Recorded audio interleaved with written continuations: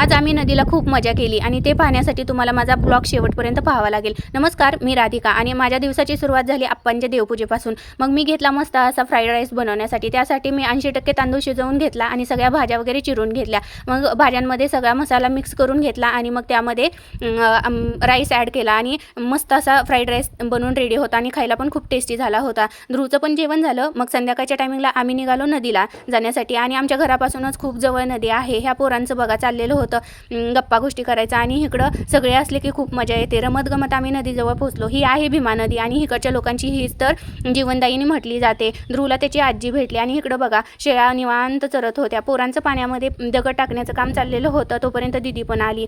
मग सई म्हटली मी डान्स करते, मग तिने डान्स सुरू केला।